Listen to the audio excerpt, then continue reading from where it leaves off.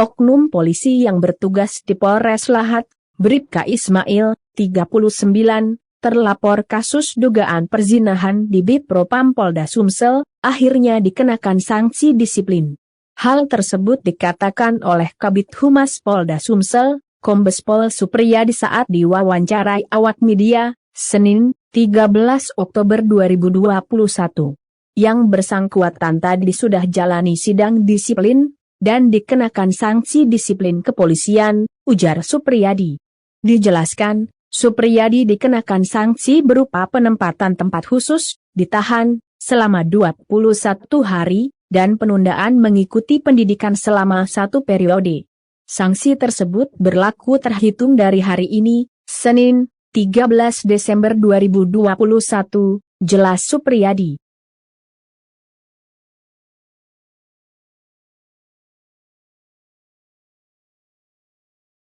Awal September ya. Kenapa ini disampaikan? Saya sampaikan kenapa? Karena pada awal September saudara Fajar itu menalak 3 saudari Inka. Nah ini di voice note-nya ya. Jadi dia sudah menalak. Jadi direkam oleh saudari Inka bahwa dia katanya sudah dicerai oleh suaminya, makanya saudara Ismail mau menjalin hubungan pacaran ya. Pak, Bribka Ismail sendiri punya istri tidak, Pak? 3 kan cerai berarti kan? Iya. Nah, Bribka Ismailnya sendiri, Pak? punya. Jadi di proses ini karena terkait dengan perselingkuhan ya? Bukan perselingkuhan, dia tidak menjaga etika atau norma-norma di kepolisian. Sudah punya istri tapi berhubungan dengan orang lain. Perzinahan ya, bukan perzinahan. Kalau perzinahan kan yang lapor istrinya. Ini bukan perzinahan. Berarti kode etik instansi Polri. Disiplin. Nah. Jadi si Fajar sudah menalak 3 istrinya sebenarnya ya. Nah ini voice note yang disampaikan Fajar kepada istrinya, jadi direkam oleh istrinya, makanya kita bisa dapat. Jadi statusnya kalau Fajar melaporkan istrinya berzina, tidak tepat lagi. Kenapa? Karena ini bukan istrinya lagi, dia sudah talak 3. Kalau untuk Pak Ismailnya sendiri hukumannya apa, Pak? Sanksi tadi. Nanti kita ini kan. Jadi terkait dengan Ismail memiliki hubungan khusus dengan Inka, ya diproses oleh Propam, kemudian dilaksanakan sidang disiplin pada pagi tadi, dan sudah keluar vonis terhadap yang bersangkutan terhadap disiplinnya. Ya. Vonis apa, Pak? Sudah. Ya putusan itu yang pertama, yang bersangkutan ditempatkan di tempat khusus atau ditahan lah selama 21 hari. Ya. Kemudian yang kedua vonisnya itu penundaan mengikuti pendidikan selama 1 periode, jadi dia nggak bisa sekolah. Ya. Kemudian dalam masa pengawasan selama 6 bulan. Jadi untuk dia mendapatkan sekolah lagi naik pangkat 6 bulan dia diawasi. Kalau ada pelanggaran lagi dia dikenakan sanksi lagi gitu loh. Jadi masa pengawasan namanya 6 bulan. Jadi yang pertama ditempatkan tempat khusus atau ditahan selama 21 hari. Kemudian penundaan sekolah selama 1 periode. Jadi nggak bisa sekolah dia. Ya.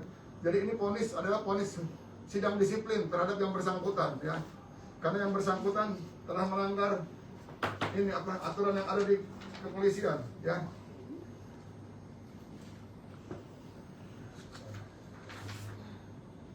Vonis tersebut diberlakukan mulai hari ini ya, Pak? Ya, mulai hari ini setelah sidang tadi lah.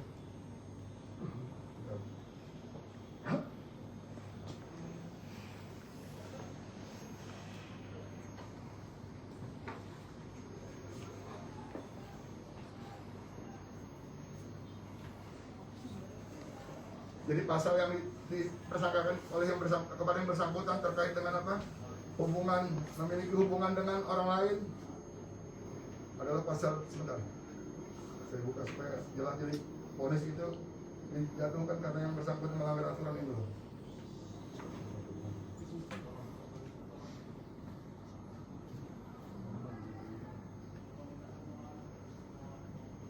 Jadi tidak benar kalau dia bilang dia akan memindahkan Fajar ke Nusa Kambangan karena status dia adalah sebagai narapidana, bukan tahanan Polres. Ya.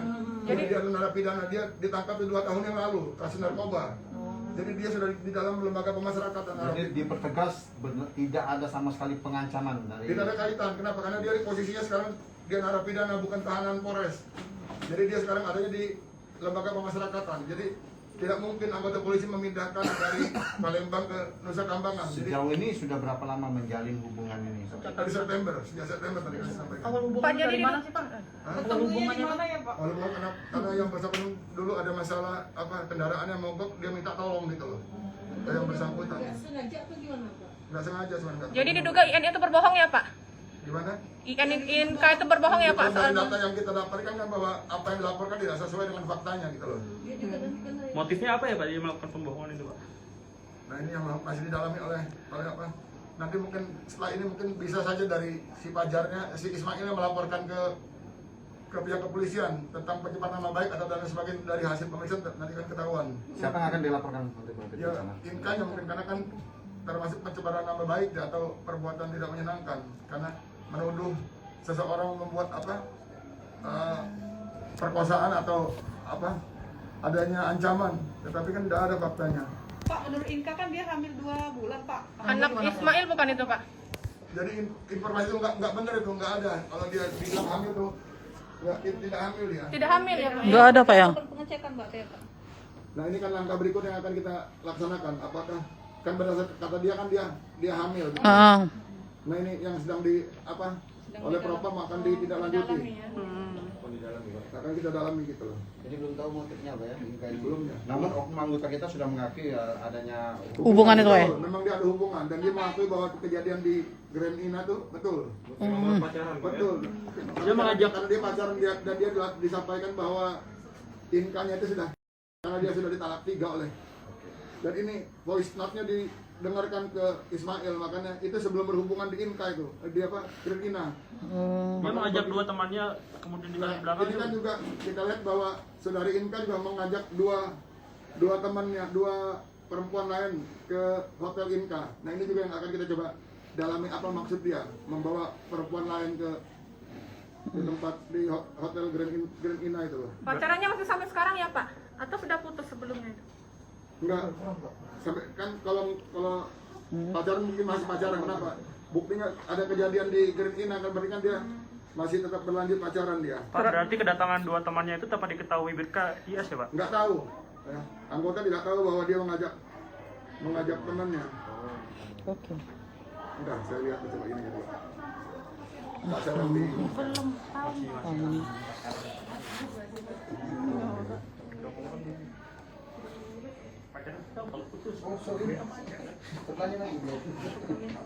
Iya sih. Asli.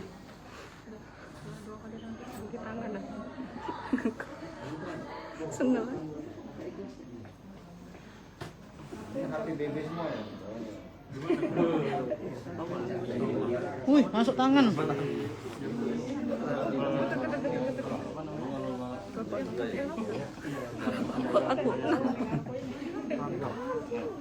Jadi pasal itu Tunggu Pak.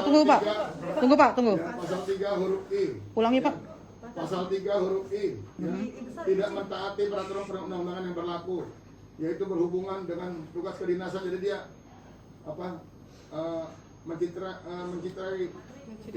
Mencederai institusi. Ya, kemudian pasal 3 huruf G.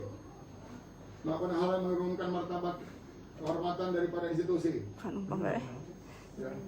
Itu PP nomor 2 tahun 2003 tentang peraturan disiplin anggota. Jadi dia divonis tadi itu kurungan 21 tahun itu karena melanggar pasal ini. Ya. 21 hari ya, 21 hari itu sama dengan ditahan. Ditempatkan di tempat khusus sama dengan penahanan sebenarnya. Oke, Kalau Pak. Di luar itu. Pak, jika dalam 6 bulan yang Bribka Ismail ini melakukan sebuah perbuatan lagi, apakah ada kemungkinan untuk dilakukan pemecatan secara tidak hormat, Pak? Ya kita lihat nanti pelanggarannya apa. Kalau memang ada pelanggaran lagi akan diproses pelanggaran itu gitu loh. Tetapi kalau dia tidak melanggar selama 6 bulan maka vonis itu yang dijatuhkan kepada yang bersangkutan gitu loh. Karena mau lapor balik kapan ya tadi? Ya kita lihat dari yang bersangkutan, kalau yang bersangkutan merasa dirugikan kan bisa saja, kan semua orang punya hak sama. Silakan kalau mau melaporkan itu. Tapi yang jelas yang perlu kita garisbawahi bahwa tidak ada kasus perkosaan atau adanya pengancaman. Kenapa tadi? Karena yang bersangkutan juga janjian ketemu di hotel Grand Ina itu loh. Pak, jika terlapor ini dapat dikatakan membuat laporan palsu, bisa tidak Pak seperti Ya itu? bisa saja nanti, tapi kan itu kan harus ada yang dirugikan adalah saudara Ismail. Kalau dia melaporkan balik, misalnya ada perbuatan tidak menyenangkan atau fitnah kan bisa dilaporkan. Kalau memang yang bersangkutan hasil pemeriksaan tadi kan di sidang kan bunyi tadi di sidang disiplin. Oke. Untuk persidangan tadi pihak Inka, Ismail dan Fajar sendiri datang semua ya, Pak? Itu yang saya nggak ikuti, karena saya ikut acara lintas sektoral di Arya Duta. Bapak boleh lihat yang Bapak video tadi Bapak pegang ke Jadi inilah dia membuat video sebelum mereka. Jadi kalau dikatakan adanya ancaman perkosaan, kayaknya nggak tepat karena dia Tunggu sendiri. Pak ya, tunggu Pak foto Pak. Dia sendiri sebelum berhubungan membersihkan kuku kaki daripada saudara Ismail.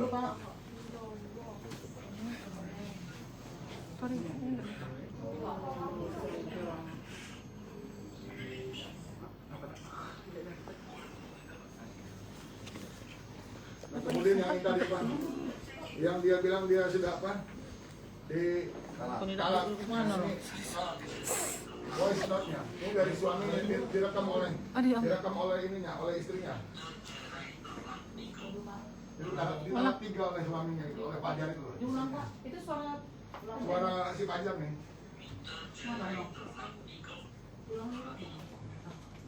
Ini awal September nih. Nah makanya si Ismail tuh yakin ya bahwa dia sudah bukan istrinya si Fajar lagi gitu loh. Masa indah sih. Hamil. Maksudnya kalau dia melaporkan perzinahan kan bukan istrinya. Dia sudah cerai. Kan statusnya bukan istri dia. Kalau bukan istrinya bagaimana dia bisa melaporkan istrinya berzina? Bukan istrinya. Masalah agama jadi